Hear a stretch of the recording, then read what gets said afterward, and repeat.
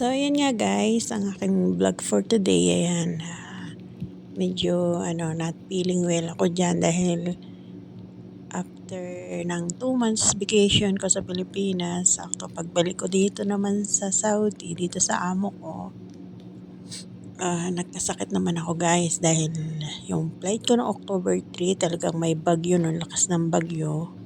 Delayed flight kami, halos 6 na oras kami sa airport sa Pilipinas. Grabeng lamig. Tapos, pagod, puyat, ganun. Nagsabay-sabay. Talagang parang pakiramdam ko humina ang immune system ko nung na yun dahil pagdating pa dito sa Riyadh Airport, instead na alauna ang flight ko papunta dito sa amin, alauna ng madaling araw, naging alas 4 ng madaling araw guys. Talagang halos ilang oras din ako nagantay doon dahil alas 11 ang arrive namin dito sa Riyadh. Nag-flight na naman ako ng alas 4 ng madaling araw. So yun guys, ang haba-haba ng biyahe talaga. Kaya talagang naramdaman kong yung pagod ko sa biyahe. Hindi naman ako nakatulog na masyado sa eroplano. So ayun guys, pagdating ko dito, yun na nga, sa kotse pa lang, iba na. Parang yung mata ko na may ginaw. Pakiramdam ko lalagnatin ako. Tapos pagdating ko dito, nagpahinga lang ako saglit, umidlip lang ako. Paggising ko, kumain ako, uminom ng gamot kasi pakiramdam ko talaga may lagnat ako. Pati yung lalamunan ko, grabe ang sakit ng lalamunan ko guys. So ayun nga,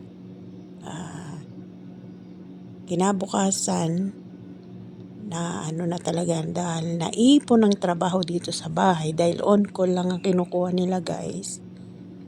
Parang once a week lang yata silang kumuha dahil ang nila, linis lang ng bahay, ng sala at kusina. Tapos tinambak nila ang plantsahin, ang labahin. Talaga nung pagdating ko guys, talagang lumagari talaga ako kahit masama ang pakiramdam ko. Alauna na ng madaling araw, pinaglinis pa ako ng mga kwarto dahil 2 buwan daw hindi nalinis yun. So ayun nga, nakita ko ang daming basura. Talagang pati basura, inantay pa yata ako siguro ilang araw din nagtapon ng basura. Nagtapon ako ng basura guys. Talagang not feeling well na talaga ako. Pagbalik ko dito, malapit lang naman tapunan ng basura sa kanto lang namin. Yung pagbalik ko, pabalik na ako dito sa bahay, sa gate pa lang, naramdaman ko na hirap na akong huminga guys na parang pakiramdam ko magkukulaps na talaga yung puso ko dahil na umiikot na yung paningin ko, parang ganun ba. Pagdating ko dito sa main door namin, tinawag ko na yung alaga ko. Sabi ko, gisingin mo na ang tatay mo, dalhin ako sa ospital dahil nahirapan ako huminga. Ayun, nagmamadali sila. Talagang sa daan talaga, busina ng busina yung amo ko dahil nakita nila talaga na iba ng ko. Sakto naman yung amo kong babae nasa trabaho pa nung oras na yun. So ayun nga guys, pagdating sa sa hospital, parang maliit na lang yun, government hospital. Oxygen, tapos kuha ng BP, kuha ng yung sabi ng nurse na Pilipina, ang taas ng BP ko pero ang baba ng oxygen ko, nag 180 over 100. Ang oxygen ko naman ay parang na lang, tama ba, 80. Sabi ng nurse kailangan nasa 90 pataas.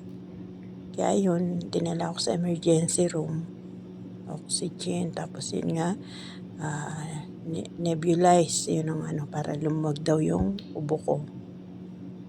So yun nga guys, hindi pa nakuha sa mga niresetang gamot sa akin. Parang hindi, ang ko naman kasi sa amo, sabi ko baka hindi naman talaga sa unang araw makukuha to. Hindi talaga yung amo ko.